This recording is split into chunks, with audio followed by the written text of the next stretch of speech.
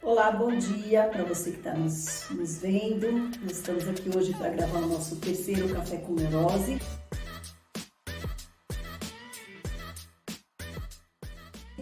Hoje a gente está aqui em Ribeirão Pires, na casa de Marta e Freud.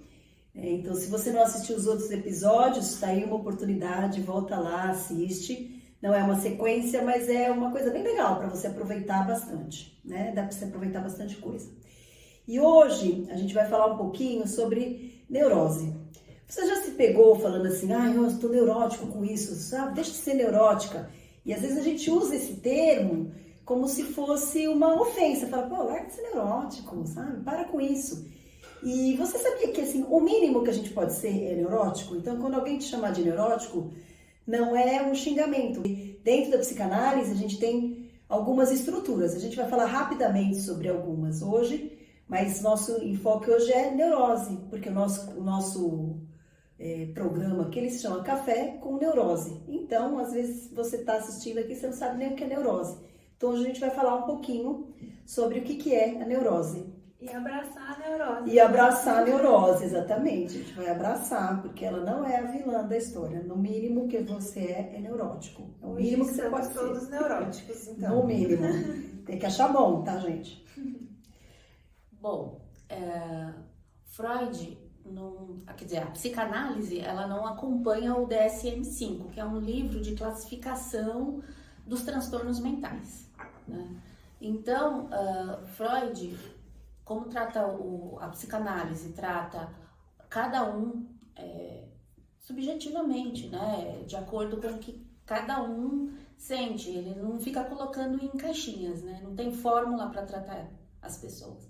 Mas então Freud construiu 3 tipos de estruturas, né? É o que a gente chama de diagnóstico nosográfico da psicanálise. São só essas 3 estruturas. Dentro dessas estruturas, elas vão se ramificar, né? Então, dentro da neurose existem 3 tipos de neurose, dentro da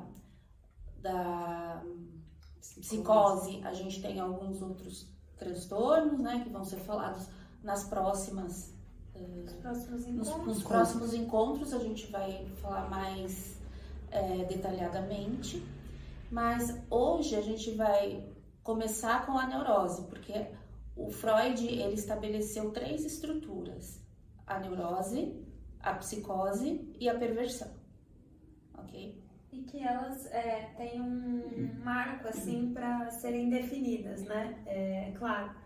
Como a gente falava aqui tomando café, cada teórico da psicanálise tem uma forma de enxergar o momento em que exatamente isso começa, como isso se constitui, mas a gente está aqui muito numa base freudiana, então, claro, tem especificações e tem alterações que são interessantes em uma certa medida, mas que elas dizem ali de uma coisa muito semelhante. Por isso, por mais que sejam muitos teóricos, ainda é psicanálise. Mas o que a gente entende é que essas estruturas que a Adriana estava comentando aqui pra gente, elas se formam, se constituem a partir de um dado momento que não tem um ano específico, né? Mas a gente pode localizar ali entre os 5, 6 anos. Na infância, né? Na infância. Para que isso se defina de uma maneira, né? Que é o que a gente já muito ouviu falar e que também acho que a gente pode montar um café um dia só para falar do complexo de Édipo, como ele se constitui, né? A gente sabe muito no senso comum também o que é um complexo de Édipo, mas Freud levou anos para dizer o que é, então a gente, acho que um café não vai dar nem uma partezinha, não vai dar conta. Mas é desse momento da infância em que é possível traçar esse caminho dessa estrutura. E aí, a partir desse momento, sai alguém neurótico, psicótico ou perverso. E é interessante entender, alguém é só uma coisa? Em uma estrutura geral, sim, mas claro, a gente tem traços de umas outras coisas, de outras estruturas, de outras constituições, conforme a Adriana foi colocando. O Bia, inclusive tem um outro analista, né, que é o Bion, que ele fala da parte psicótica da personalidade. E não significa necessariamente que a pessoa seja psicótica, mas todos nós temos. Mas ela tem uns momentos psicóticos. Tem uns momentos psicóticos. E assim como o psicótico tem a parte que não é psicótica. É mais organizada, se torna um pouco neurótico, né? E outra coisa também é que ela se instala na infância e aí que tem algumas divergências, não é divergência, algumas abordagens. Então, uns acham que foi um pouco mais cedo, outros acham que foi um pouco mais tarde, mas ela sempre se instala na infância, né? Sim. Então, isso é ponto chave, né? Comum de todos. Porque é na fase em que a criança vai lidar com a falta, né? Com a castração, com aquilo, né? A gente chama de complexo de castração também, mas também precisa ser esclarecido talvez junto com o episódio do complexo de Édipo, né? Mas basicamente a castração é como a criança lida com o não, porque ela tem a mãe ali que é o mundo dela, né? E de repente ela começa a entender que ela tem alguns limites, né? Que ela não pode tudo. E é a partir daí que ela vai tender a uma estrutura ou a outra estrutura. Né? Como ela vai introjetar a lei, por exemplo, na questão do perverso, né? Que ele não ultrapassa o complexo de Édipo, ele não forma ali o superego, né? O psicótico, que ele não se separa, né? E o neurótico, que ele recalca, né? Que é uma forma dele jogar lá pro inconsciente aquela falta para ele continuar lidando com aquela relação de uma outra forma, né? Um sofrimento psíquico, né? Nessa saída, de repente ali localizada, né, no complexo de Édipo, é quando a gente volta e entende um pouco mais essas estruturas que funcionam assim. A gente vai fazer um desenho, não é tão matemático assim, mas é como um guarda-chuva, né? Então tem essas 3 possibilidades, segundo Freud, de estrutura. Então, a neurose, a perversão e a psicose. E dentro de cada uma tem as suas ramificações particulares. Então, quando a gente retoma ali o café com neurose, é porque a neurose é aquilo que a gente mais encontra assim, no nosso dia a dia. É aquilo que a gente chama, entre muitas aspas, de normal, né? Porque normal não é uma palavra que a gente gosta na psicanálise de utilizar muito, mas é aquilo que é o comum, é aquilo que está dentro de uma estrutura com sintomática, com sofrimentos neuróticos, ali dentro de um sofrimento com o qual você consegue lidar. Consegue né? lidar, neurose, manejar. Você consegue manejar esse sofrimento. Né? E aí é interessante porque o que faz sentido saber, para que serve saber que existem essas estruturas. Então, retomando o que a Adriana falou, a gente não trata na psicanálise com esses diagnósticos. Então, a nossa forma de trabalho não é baseada em um diagnóstico, em um caderno que a gente olha e diz, mas aqui então como se trata alguém ansioso, como se trata alguém de tal forma. Mas a gente tem uma base que a gente entende e vai trabalhando esse tratamento de acordo com uma estrutura específica. A gente estava falando isso, né? Mas você tinha uma coisa... Sim, você não pode esperar que você chegar no seu analista que ele vai dizer assim, você é um neurótico obsessivo. Isso. Tá, e o que eu faço com essa informação? Beleza, exato. E agora? O analista, ele até percebe, né? Ele precisa perceber qual é a estrutura para ele poder conduzir. Mas jamais ele vai dizer para você, assim, olha, né, esse seu caso aqui, você vai ao médico e ele fala, não, você tem enxaqueca, né? Você tem problema de visão. O analista não vai dizer para você, você é um neurótico, você é um psicótico, então a partir de agora eu vou pegar aqui meu caderninho. Não é matemática, né? É psicanálise. É bem importante saber disso. Porque dentro dessas estruturas existe muita subjetividade. Cada neurótico, cada perverso, cada psicótico vai agir no mundo da sua própria maneira, com as suas fantasias, com os seus próprios sintomas, com a sua lente de ver o mundo. Mas, dentre essas 1000 possibilidades, algumas formas são comuns, né? São mais evidentes, né? Se sobressaem. Esses traços. E tem traços de outras estruturas também, né? Assim, então eu sou neurótico obsessivo, então eu só tenho sintomas, né? Repetindo, não é matemática. É né, muito gente? a partir do discurso, né? A partir do discurso de cada um é que vai ser possível identificar também, né? Além dos sintomas, como a pessoa vem trazendo as suas próprias questões, né? Por isso o analista ele não assume essa posição de mestre, né? De dizer o que é e o que não é, o que fazer, o que não fazer, né? Porque senão, inclusive, cai no mesmo lugar, né? Que estamos discutindo aqui, que é justamente as neuroses, né? E ter um grande outro que vai falar tudo para você, o que fazer, como fazer, para onde ir, para onde não ir, né? Então, não necessariamente ele vai se guiar por esse caminho, né? Que, inclusive, o analista tem a sua neurose, né? Então, Que tem que ser muito que bem tem que ser tratada. muito, que inclusive é tratada, né, gente? É importante falar que na psicanálise o analista também trabalha como paciente, né? Para a gente poder trabalhar com o outro, a gente precisa ver na gente como funciona a coisa. Aliás, essa é um diferencial da psicanálise, né? Exatamente. Porque para ser psicanalista é necessário passar pelo processo, né? A gente não pode ser psicanalista a partir de uma teoria, né? Estudar ali e ir para atuar como psicanalista. Primeiro, o analista tem que passar pelo divã, né? Tem que estar muito bem analisado para ele poder dar conta do inconsciente do outro. Sim, sim. Senão ele entra, né? Na neurose junto, como o Lucas falou. Exatamente. Então, acho que a gente pode falar que o analista, ele se arrisca no divã, né?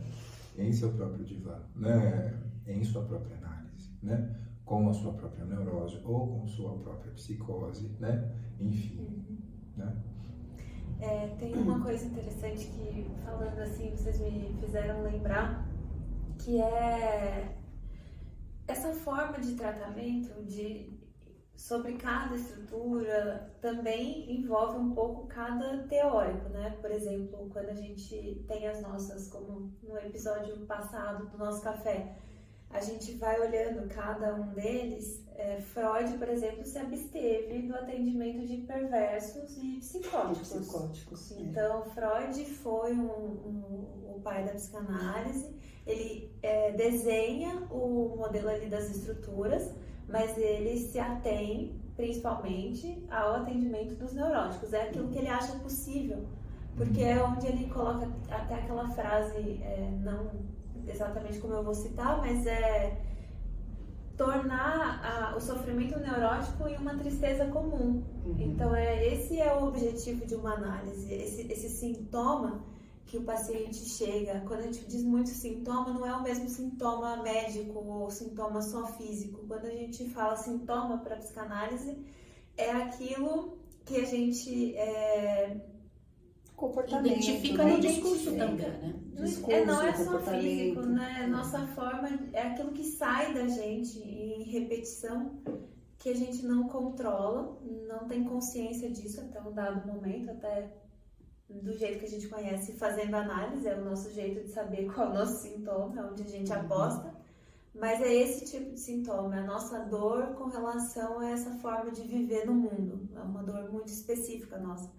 Então, é tratar esse sintoma e saber fazer com esse sintoma, para daí ter essa saída, né? Menos neurótica, mas ainda neurótica, daquilo que a gente... Diminuir o sofrimento, diz. né? Psíquico, embora não exista cura, né? Você não vai ser, agora não sou mais neurótico, agora sou normal. O normal é ser neurótico, gente.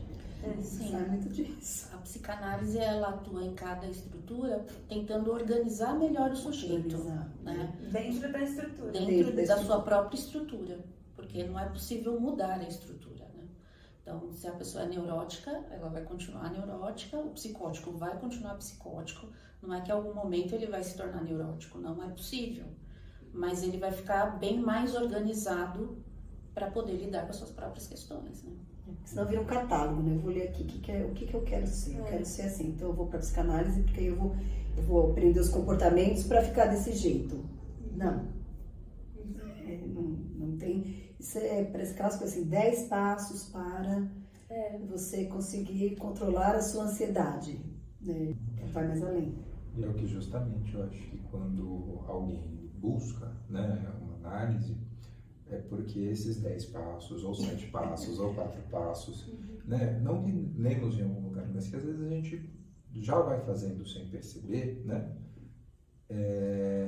eles caem por terra, né? Não funcionou. É uma falência daquilo que funcionava ou que a gente achava que funcionava, né? E até funcionou por um tempo, né? Pode ser que tenha funcionado por um tempo. Mas a gente repete. Mas a gente repete. A gente volta. E essas curiosidades são pontos também muito interessantes da gente falar, né? Então eu posso mudar de estrutura? Não dá. Eu acho que uma palavra também muito conhecida, duas na verdade, são as histéricas, os obsessivos, e isso também a gente vai entrar um pouco mais quando a gente falar especificamente da neurose, especificamente da perversão, especificamente da psicose, a gente fala um pouco das nuances descendo aquele guarda-chuva, mas não, os traços eles vão circular e ser mais fluidos, né, ao decorrer de uma análise, mas você não chega a mudar de estrutura. E acho que uma grande pergunta é a cura, né? Dá para me curar de uma neurose? Não necessariamente é uma patologia, né? Então, até voltando no início, né, que foi falado para a Adriana, não é não segue-se a lógica médica, né? Então, não necessariamente há uma cura, mas você, arriscando falar, você tem a possibilidade de você inventar um jeito ou uma outra forma, ou criar uma outra forma de saber com aquilo que faz parte de você, né? Então... Descobrir, né? Maneiras de lidar com aquilo. Não é você eliminar e tirar do caminho, né?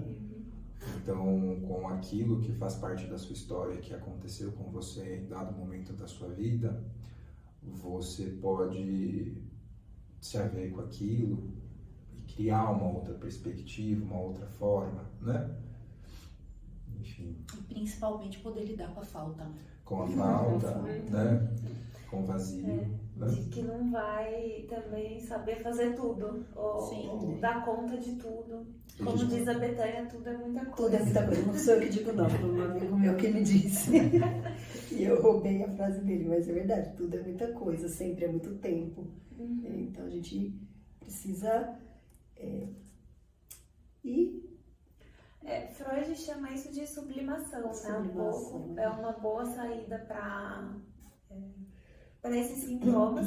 É interessante que ele não tem um texto, né, específico sobre sublimação. Ele vai falando, assim, pinceladas ao longo da obra, que seria um pouco essa saída, assim, trabalhada de algo que é uma dor, é um sofrimento, mas que pode ser algo útil, assim. Reverte como uma coisa útil. Que é o melhor mecanismo de defesa, né? Exato. Porque a gente tem os mecanismos que nos protegem, né? Que nos defendem da castração, na verdade. E aí a sublimação é uma forma de você poder produzir, fazer algo bom com aquilo que te incomoda, né? Ou de não tão bom que tem dentro de você, né? Me parece que é um pouco o que o Lacan traz depois, né? Dessa releitura do sintoma e o sintoma, que ele coloca depois, sintoma com TH, que é trazer o sintoma movido para um lugar um pouco parecido com a sublimação, algo que você saiba fazer com isso, guardando o lugar ainda do vazio e do não saber, de eu não sei o que eu vou fazer com isso também em algumas situações.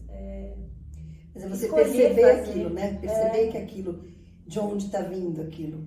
Porque às vezes a gente não sabe de onde vem esse sofrimento, e quando você começa a fazer análise, e acontece alguma coisa, você fala, opa, peraí, deixa eu pensar aqui. O que pode ter acontecido para que eu me sinta assim? Né? E às vezes, antes de você começar a fazer, muitas vezes você não sabe, né? Quando a gente está na sessão de análise, a gente trata muito da infância, né? Então, muitas vezes se pergunta, você lembra quando você era criança? Às vezes a pessoa fala, eu tenho paciente que fala assim, eu não lembro nada da minha infância. Eu falo, tá bom, então não lembro. Aí, de repente, fala, nossa, eu lembrei de uma coisa agora, uma vez, quando eu tinha tantos anos, aconteceu tal coisa, e a gente vai ver que aquilo pode ser o comportamento de hoje em dia que está se repetindo. E à medida que a gente vai falando, né, por isso que o princípio da psicanálise é a talking cure, né, que é a cura pela fala. Então, à medida que a gente vai falando, a coisa vai saindo, e outras coisas vão vindo dali. Então, a gente repete os comportamentos na vida adulta, mas esse assunto com outro café. A gente tem repetição de comportamentos.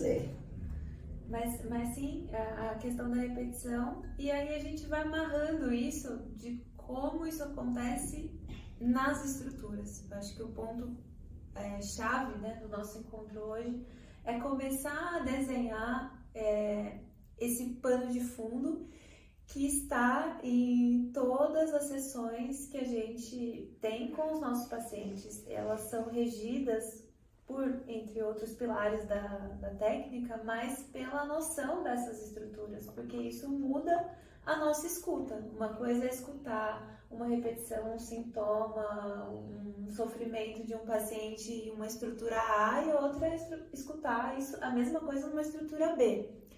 E aí a gente vai ficando com esse ouvido mais em pé. Então, acho que é relevante a gente dividir aqui em dois pilares. Para pacientes. Para pacientes, isso não importa muito. Saber o nome, né? Qual é a estrutura, o que você é, onde nesse guarda-chuva você está localizado, não vai fazer a menor diferença. Assim, é algo que você não faz nada com isso, com essa informação. Você faz com outras coisas que aí o seu analista vai te conduzindo e a gente vai olhando nesse aspecto. E outro pilar para o analista, isso faz completa diferença. Sim. Então, a gente está num café em que a gente coloca os dois lados da moeda. É a importância da estrutura para a gente, mas saber disso, como conduzir, como fazer, o nome, as particularidades, como isso se deu, como para o analista é fundamental. Sim. Não se trabalha sem conhecer as estruturas na psicanálise. Sim. E dentro das estruturas não tem como desconsiderar a subjetividade, a história de cada um, né? Não é que porque a gente tem vários neuróticos obsessivos ou vários histéricos que a gente vai acabar fazendo pontuações iguais e levando para o mesmo caminho, né? A gente tem uma direção, mas cada um é único, né? Tem a sua própria história e precisa ser ouvido com muita cautela. Uma coisa que eu lembro muito que a gente ouvia falar quando a gente estudava era a verdade do paciente, né? Então, às vezes você tá ali na frente da pessoa, a pessoa tá falando um monte de coisa, você tá vendo que aquilo não é verdade, mas para ele aquilo é verdade. O sofrimento daquela pessoa tá em cima daquilo que ela tá te contando. E à medida que a coisa vai fluindo, outras coisas vão aparecendo, que inclusive uma coisa muito interessante em geral, no primeiro contato, a pessoa vem com a queixa. Aí a pessoa traz a queixa, aí você fala, que mais? Além disso, que mais? E é aí que vem a verdadeira queixa, é o que mais. Porque a pessoa chega com uma coisa, mas na maioria das vezes não é aquilo. São outras coisas que estão por detrás e que a pessoa não consegue falar de cara, né? Porque leva um tempo para criar o vínculo também. Então, não espere, por exemplo, se você vai fazer análise, você vai chegar e você já vai começar a falar tudo que veio na tua cabeça. Pode ser que sim, mas pode ser que não. Leva um tempo para criar o vínculo com o analista, para criar transferência. Isso é normal, né? Então, acho que o que mais é relevante da gente dizer é que essa história do neurótico, da gente achar que neurose é uma doença, de que neurose é um baita diagnóstico, de que neurose tem que tratar... É uma loucura. É um desequilíbrio, né? né? É um desequilíbrio, tá neurótico, tá pensando demais. A gente, como a Betânia falou, no mais simples dos casos, nós somos neuróticos. E neurótico é esse ser humano que sofre, que pensa, que sente no corpo, que vai sofrer ali, considerando toda a sua infância, a sua história, a sua saída do que a gente chamou de complexo de Édipo, como ele foi criado, a relação com a função materna, a função paterna. Então toda essa amarra, esse enredo que ele tá, o conflito, os vazios, a castração, ou seja, aí a gente vê como toda a teoria se anuda ali, né, e amarra em como esse sujeito vai ser. Então, esse é o primeiro passo. Qual é a estrutura? A escuta tem que estar muito por aí, mas isso não é uma doença. Neurose é esse cara que sofre muito com as questões que ele tem na vida e que às vezes não faz sentido. E por isso a gente acha que neurótico é um problema. Tem uma citação de Freud, que eu não vou me lembrar em qual texto, mas é muito interessante que ele fala assim: o que faz sentido era que uma menina de 5 anos sofra porque perdeu uma boneca, de que uma menina de 10 anos sofra porque a mãe brigou. E eu tô parafraseando aqui, né? Eles são sintoma e angústia. E a nossa Adriana, nosso computador, já, o nosso produção já nosso Google pegou aqui já a citação. Mas ele fala isso, né? Me ajuda a terminar. Mas aí a mulher sofrer por um luto de alguém que faleceu. Mas é como se aquela mulher ainda estivesse sofrendo por aquela boneca. Por aquela boneca que perdeu. E que não faz o menor sentido, né? Você é grande já, que você tá sofrendo da boneca que você perdeu quando você era criança, mas é que isso não é a boneca que você perdeu quando era criança. Então, é aí que a neurose entra, né?